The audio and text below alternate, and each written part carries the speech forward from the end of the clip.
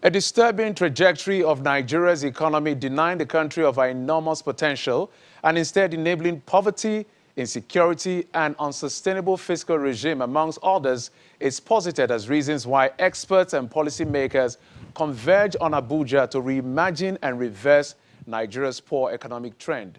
At the two-day Nigeria Economic Summit, organizers believe it's time to secure our future with a fierce urgency of now. The 27th Nigeria Economic Summit is our focus on this episode of Special Report. Thanks for your time, and thanks for joining us. I'm Jeffrey Uzongo. It's another season of deliberations on issues of national development put together by the Nigerian Economic Summit Group. Socially, politically, the Nigerian Economic Summit Group is a private sector-led think tank and policy advocacy group based in Nigeria promoting sustainable growth and the development of the Nigerian economy.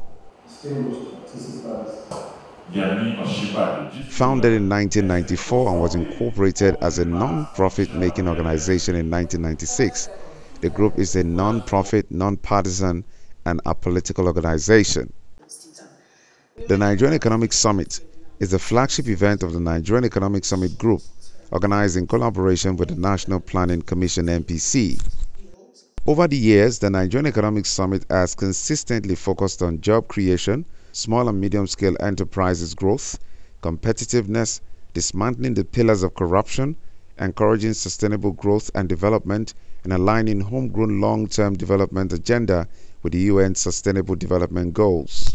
This year is not an exception. 84 key speakers from all walks of life across the world shared their thoughts with participants.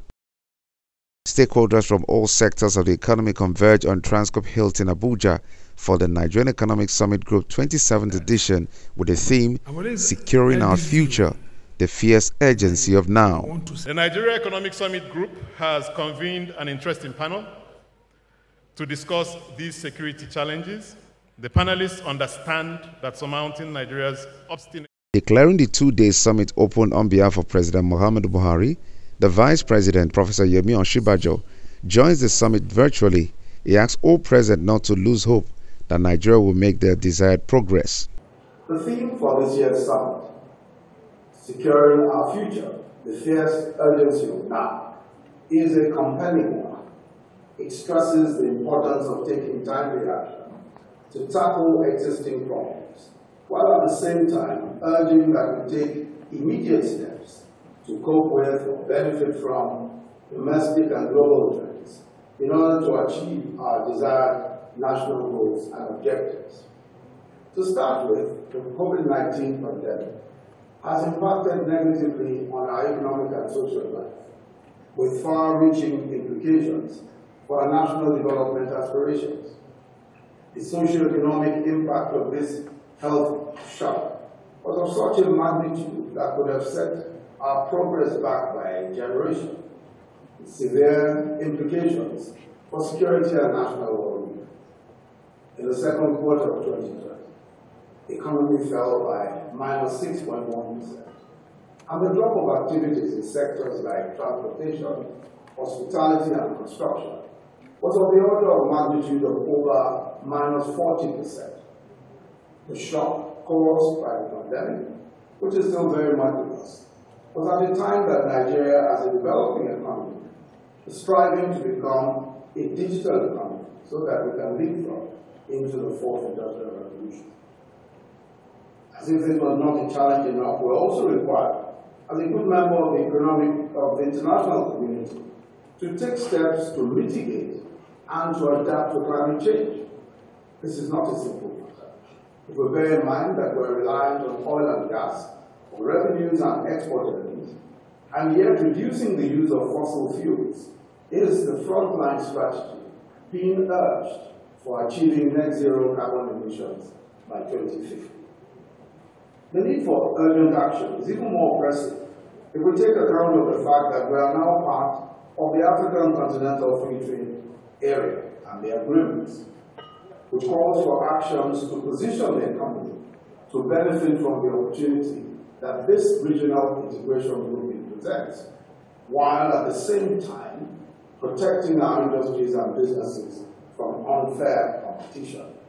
With the energy domiciled in the youth, the resilience of the private sector combined with governments implementing the right policies despite the challenges in the economy, adding that at least 21 million Nigerians will be provided with jobs by the year 2025, with another 35 million Nigerians exiting poverty through the new medium-term national development plan to be adopted by the federal government in a matter of weeks.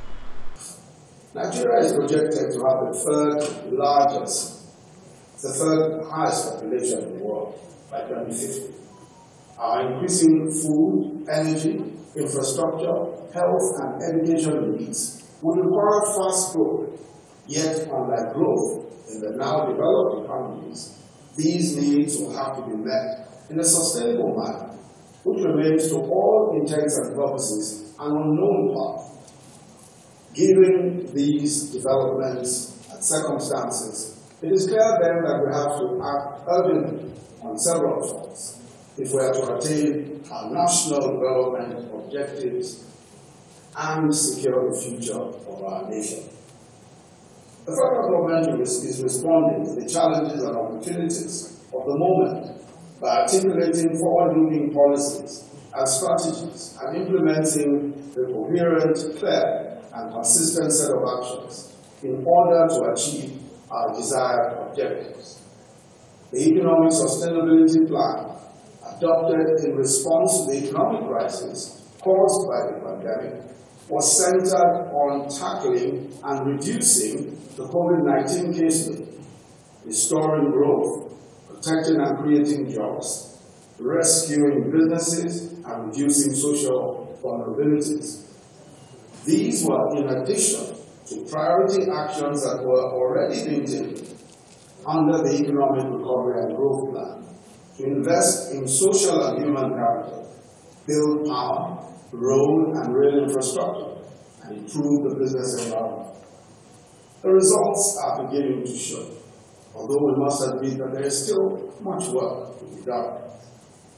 Nigeria, with a population of about 200 million, targets a GDP growth rate of 7%. The Minister of Finance, Budget and National Planning, Zainab Ahmed, who adduced excessive borrowing to outbreak of COVID-19, claims that the Nigerian government does not borrow randomly. It's very important for us to ensure that micro, small, medium enterprises harness their resources and they're supported to grow. And seeing as we were limited in terms of fiscal space, we're not like the US that had very large fiscal plans and incentives. His Excellency Vice President spoke eloquently about the economic sustainability plan. So we knew we were limited in being able to provide resources. We did some. So we thought, why not allow companies to retain the revenues that they would have otherwise paid government? In addition to that, we created the Road Infrastructure Tax Credit Scheme that allows businesses to, so this is speaking to the point that Professor Louis Salami has made, to allow businesses to use their own resources to build out capital projects, and in this case, specifically roads.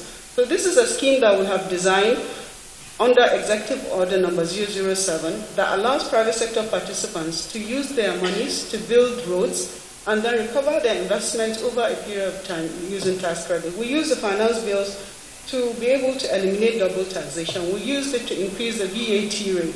We also use the finance bills to introduce excise duties in the telecom sector, to introduce the electronic money transfer, which we initially called stamp duties, but later changed it.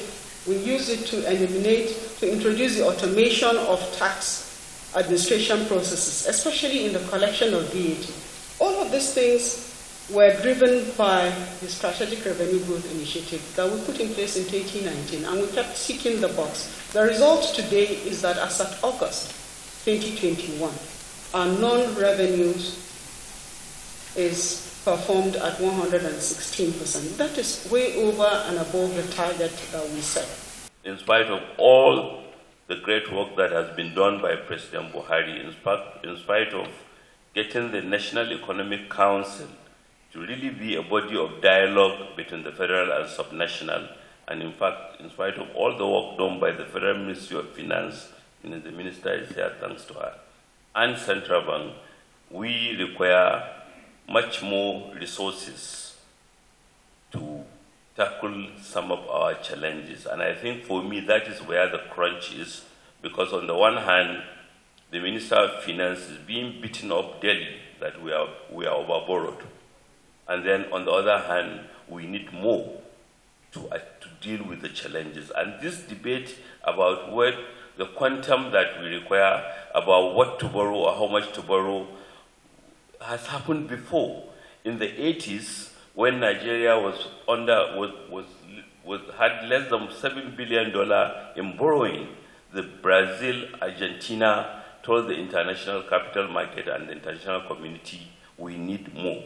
We need the quantum of challenges we need to support the urgent and invest in our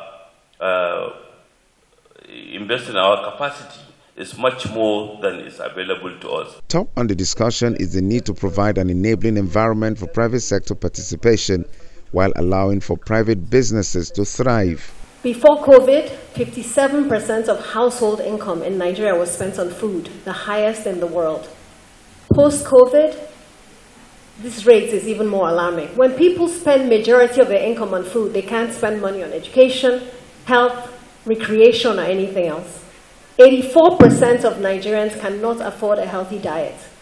This is a direct link to the burgeoning cost of our healthcare system and the fact that we lose so many Nigerians. Our life expectancy is at 57, and I'm sure post-COVID it's even declining.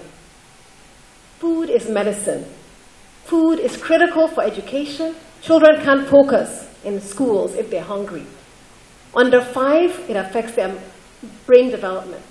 And yet, we continue to pay lip service to our agriculture and food sector.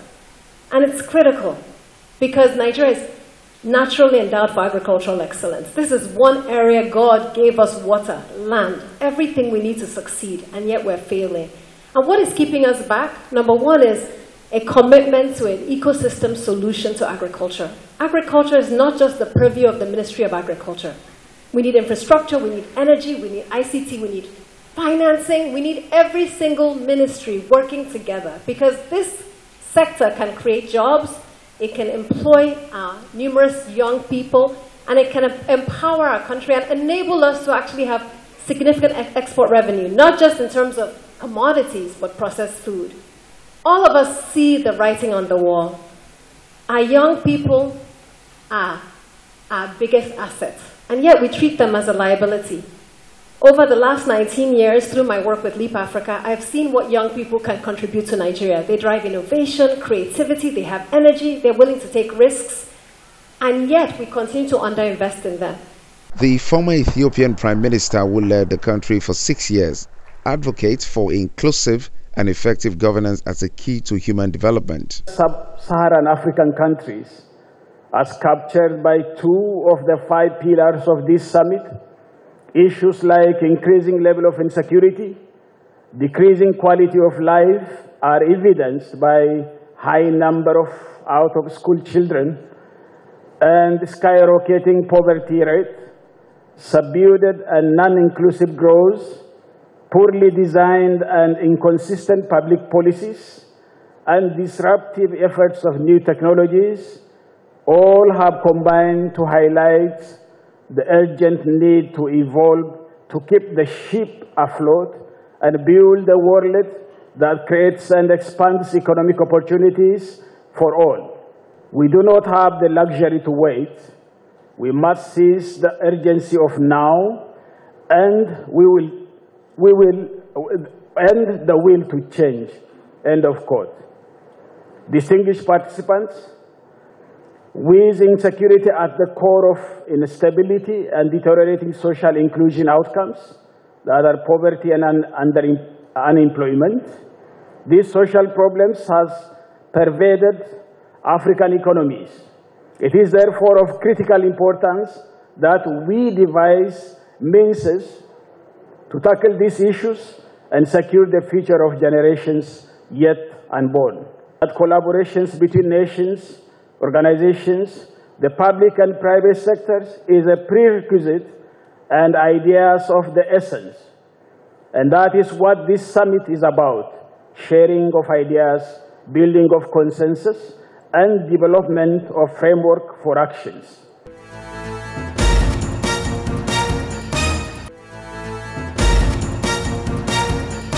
When you're dealing with a country where 40% of the population is living in extreme poverty. Former Governor of the Central Bank of Nigeria, Sanusi Lamido Sanusi, who made his contributions virtually, said it would be a challenging task for Nigeria to attain the Sustainable Development Goals (SDGs) if the government continues wasting funds, subsidizing petroleum, as well as spending on frivolous incentives. Priority. I mean, forget the noise. Where are we spending our money? We spend more money on debt service, on fuel subsidy, on overheads, on the National Assembly than on education. We're spending less money on education and healthcare than countries like Ghana are spending. We're spending less money on R&D than countries like Kenya and Rwanda.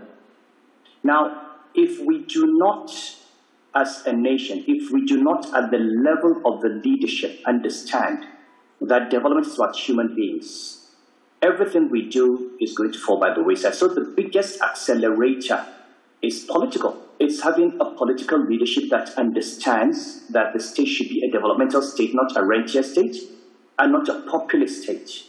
We have pursued populist policies. We want to have cheap fuel, we want to have cheap electricity, we want to have a strong naira. That is populism.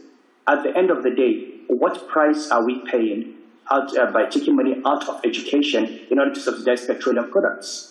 What price are we paying by discouraging electricity from coming in, by basically making people pay a price that is not a cost recovery price? So the biggest accelerator I think we need is a mind change. It is understanding that this state needs to exist for those poor people Alero is talking about. Whoever is sitting in Abuja and in the government houses in the state must think of those people first and foremost. And it's when you think of those people that you make the right investments in education, the right investments in healthcare, the right investments in opportunities for them to lift themselves out of poverty.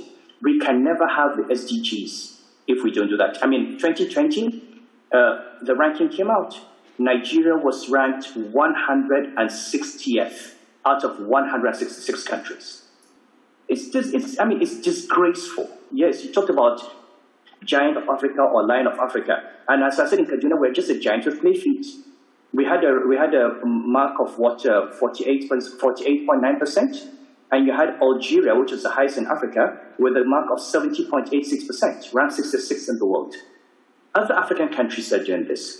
So the reality is, at the level of the state, we have to decide what is the priority. Now, certainly there will be costs. But economics is about choice. Where are we going to take resources out and where are we going to put resources in? So long as our spending sends the wrong signals, so long as the bulk of our resources are going to the wrong areas, we are not going to meet the SDGs. He insists that the federal government lacks the constitutional right to pay subsidy on behalf of the federation. It touched on issues of education, governance, poverty alleviation, and the need for national consensus, where the executive legislatures will have to agree on ways to improve education, healthcare, and social services. We shoot ourselves in the foot. I'm talking about transparency. I've said this over and over again, and when I say this, I want it to be clear that I've been saying this. I said this when I was governor of Central Bank under the previous government. So what I say is not about a particular government. Now take petroleum subsidies. In 2015 or 2016, Minister Kachuku came out. If you can Google it. He came out and said Nigeria was importing 30 million liters of fuel a day after eliminating corruption and having transparency. You can Google it. It's simple. You can Google, if you Google Kachuku daily fuel consumption, he will tell you fuel imports in Nigeria were 30 million liters. In 2019. NMPC came and said we're importing 59 million liters a day after oil prices have gone up. And I've been asking the question, what happened between 2015 and 2019 that our consumption doubled? This was the same that happened under the previous government. When oil price goes up, unlike all other products, where if it gets more expensive, you have a reduction in demand. In Nigeria, when the price of oil goes up, NNPCs were importing more. Why? Because as the price of oil goes up, the arbitrage between the subsidized price and the market price is so high, there is an incentive to inflate those numbers. And I have produced evidence before the National Assembly, historically, of cases where NNPC would say we have imported fuel, give the name of a vessel, you go and check. His committee also checked that. People say they imported fuel. You go and check, and the vessel was nowhere near Nigeria on the day they said it was in Lagos. Some of the vessels had even been retired. And people have collected subsidy on those things. So why, for me, all the drawbacks of this regime, what is costing Nigeria is not just the cost of the subsidy, it's the cost of the corruption. The best solution is just to scrap it. Now, when you ask about accountability, let's start from the basic premise. This money coming from petrol belongs to the Federation account. The federal government does not have the constitutional right to pay subsidy on behalf of the Federation. So there's a fundamental constitutional issue. Because this is money that should go to the federal, state, and local governments. Yet, money belonging to the Federation is carried out as federal government expenditure. So you've got so many complex issues. There are legal issues, there are economic issues. What we need to do is stop these things. So when you stop, because we talk about not having resources, the reason we don't have money is that the money we have is going to other areas. The Minister of Finance is there. You can ask her how many billions of naira is being spent every year subsidizing electricity tariffs. Why is it that people in Abidjan are paying cost recovery tariffs? People in Niger, people in Burkina Faso. Why is it that these countries that are on paper poorer than Nigeria are paying cost recovery tariffs and getting regular electricity, and we in Nigeria cannot pay cost recovery tariffs? Because we see electricity just as consumption. If you go to a village, and we have seen it with these offline, off-grid solutions, you go to villages, people are paying right price for electricity, and they have 24% electricity, and they are using it to earn an income and live themselves out of poverty. Electricity is a necessary input for poverty alleviation. It is the availability that is important, more important than the cost. The governor retrenched workers. People were unhappy, but look, he realized he cannot continue spending all his money paying salaries. If he pays salaries, he's not going to provide education and healthcare. Now, he took difficult decisions that were unpopular. But frankly, these are decisions that should be taken by every state governor, the decisions that should have been taken at the federal level in 2015 and 2016, when the government was extremely popular to cut down the cost of governance and free up resources for development. Now, that has not been done. Can it be done now? I don't think so. I don't think that in a year before elections, the federal government will do it. I think this is something that this government should have done in 2015 and 2016. Okay, now, so it's not, I want to be very honest and very frank. I don't think we are going to see major structural decisions that are going to inflict pain, which is necessary for reform between now and the elections. We have to think beyond 2023. What kind of leadership are you going to have that will be able to take those decisions? And whoever comes in is going to take difficult decisions that will be very unpopular, but those decisions have to be taken in order to reset this economy on the path of long-term development. Also joining the conversation, the governor of Ekiti State, Kayode Fayemi, who spoke alongside other panelists, believes that the country needs to free up funds from subsidy, which according to him only benefits the elite, and channel such funds towards education, while noting that 1.2 trillion naira of the 2022 budgetary provision for education was not enough. We understand the importance of the private sector, but we also understand the importance of collaboration between the public and the private sector. Not everything public is bad, and not everything private is good. There's no way we're going to get to that target without a focus on education and healthcare. Those are major drivers of human capital development. And sitting where I am, alongside my colleague, clearly we're battling two major outcomes on the education side. The rate of out-of-school children, and then the quality of education itself. There is some improvement. It's still not where we want to be, but if you look at the statistics between 2015 and 2020, we've seen almost a 4 million rise in enrollment, from about 15 million to 19 million in primary school enrollment. And we've also seen retention rates, particularly amongst girls, increasing. And that's it on this episode of Special Report. Thanks for your time and, of course, your usual company. I'm Jeffrey Uzongo.